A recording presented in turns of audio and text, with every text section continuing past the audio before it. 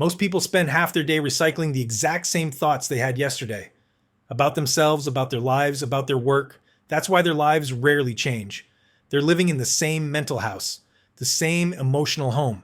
But here's the good news. If you don't like the emotional home you've built, you can move, you can rebuild.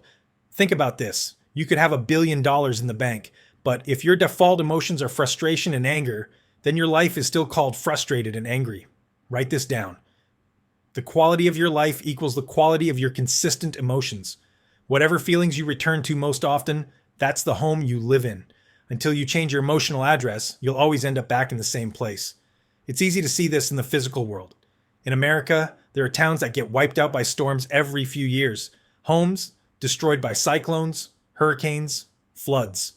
And yet, people rebuild in the same spot. Why? Because they say, like, this is home, I can't leave. Even if it keeps hurting them. Now, that's easy to notice when it's physical, but what about when it's emotional? Most people do the exact same thing with their inner world. Some of you grew up in rough conditions. I did too.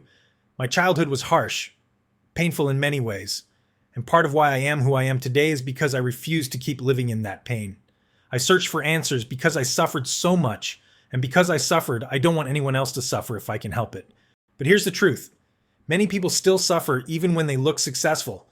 If you have money, if you have achievements, if you even have people who love you, but you're not fulfilled, you're not joyful, you're not alive inside, that's the greatest failure. And usually it's because you're still stuck in your old emotional home, the home of worry or anger or resentment or feeling like life is unfair. And the mind always finds a way back home. You know people like this. Some people are always angry. Some are always anxious. Some tell bad jokes, crack themselves up, and laugh so much that you end up laughing too. Not because the joke is funny, but because that's their home. Humor.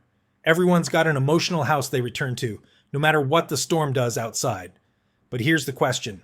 Wouldn't it be worth it to upgrade your home?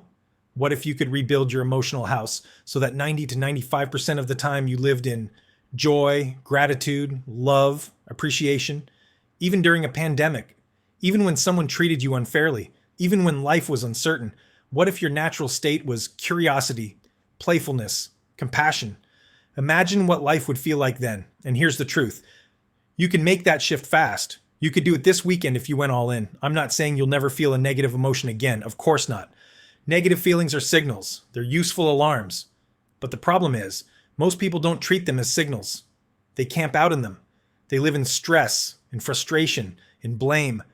They build their identity around it. But here's the reality. None of that will give you what you want.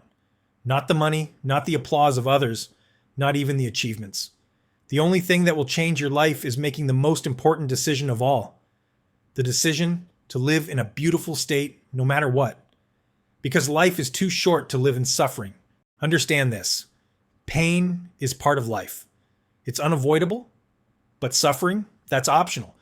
The problem is, for most people, suffering doesn't feel like a choice. It feels like a habit. We've conditioned ourselves to stress, to anger, to worry. That's the emotional muscle we've built. But you can build a different muscle. You can design a new emotional home that's richer, stronger, more inspiring.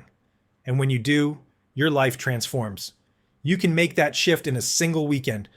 If you give it everything, if you unleash your energy fully, if you commit to practicing a new way of living. So let me ask you, who's ready to remodel their emotional home? Who's ready to upgrade where they live inside, to create a place of joy, love, and gratitude? If you're ready, say yes.